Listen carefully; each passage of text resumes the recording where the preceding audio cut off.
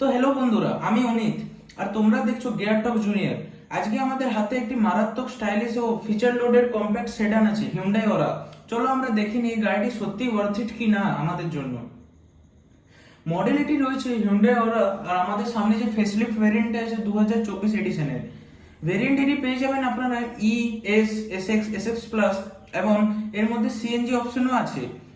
দামটা আমরা পরে মেনশন করব। ফিউল টাইপ পেয়ে যাবেন আপনারা পেট্রোল এবং সিএনজি। ট্রান্সমিশন পেয়ে যাবেন 5 স্পিড ম্যানুয়াল এবং অটোমেটিকও উপস্থিত 2024 এর ভেরিয়েন্টের থেকে 2025 এর। ইঞ্জিন ও পারফরমেন্স নিয়ে যদি কথা বলি, ইঞ্জিন থাকবে 1.2 লিটার ক্যাপা পেট্রোল এবং পাওয়ার জেনারেট করবে পেট্রোলে 83 পিএস এবং সিএনজিতে 69 PS. Torque 113.8 newton metre petrol, এবং মাইলেজ যদি বলি 17 থেকে 20.5 কিমি পার লিটার এখানে মাইলেজ জেনারেট করবে আমাদের পেট্রোলে। সিএনজিতে মাইলেজ জেনারেট করবে 27 প্লাস কিমি পার কেজি।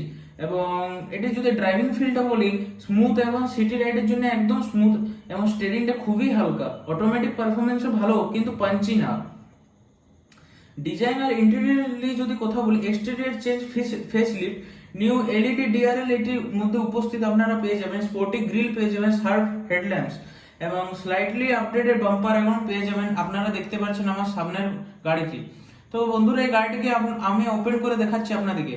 দেখুন বন্ধুরা, এটা হচ্ছে গাড়িটি ওপেন ভেরিয়েন্ট। এবং ইন্টেরিয়রের ফিচার্স যদি বলি, 8 ইঞ্চির একটি টাচ স্ক্রিন পেয়ে যাবেন, Apple CarPlay plus Android auto.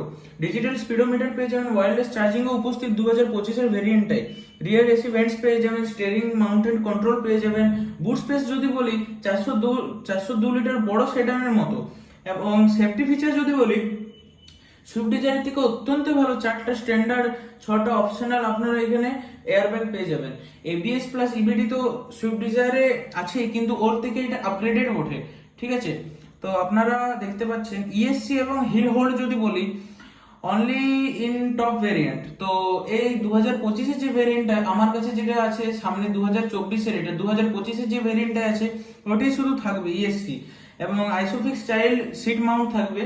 এবং জিএনএনকেপে no officially tested yet, but build quality ভালো বলতে পারেন আপনারা। ভালো দিক যদি বলি, গাড়িটি স্মার্ট ডিজাইন এবং প্রিমিয়াম ইন্টেরিয়র। আর আপনারা জানেন হিউন্ডাই কম দামে বেশি ফিচার্স প্রোভাইড করে, অনেক ফিচার্স, এবং এই প্রাইসে খুবই আরামদায়ক সিটি ড্রাইভ। হিউন্ডাই এর আফটার সেলস সার্ভিসও ভালো।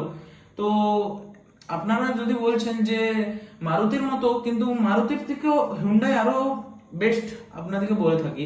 সিএনজি অপশনও পেয়ে যাবেন আপনারা। এবং খারাপ দিক যদি বলি, গাড়ির এএমটির হালকা ল্যাগ আছে। তো অটোমেটিকলি যদি আপনারা বলেন, হালকা স্লো আপনাদের ফিল হতে পারে এবং একটু ল্যাগি ফিল হতে পারে, ঠিক আছে। তো আমি যদি আরো কথা বলি, হাই স্পিড স্টেবিলিটিটা খুব প্রিমিয়াম না। তো একটু যদি গাড়িটা আপনি 150 আপে চালান, তো গাড়িটার একটু লড়বড়ে মনে হতে পারে আপনার। রিয়ার সিট কিছুটা নিচু মনে হতে পারে লম্বা স্ট্রিপে। তো আপনি যদি কোথাও লং রাইড করতে যাচ্ছেন, তো আপনার একটু আনকমফোর্টেবল ফিল হতে পারে রিয়ার সিটে বসে।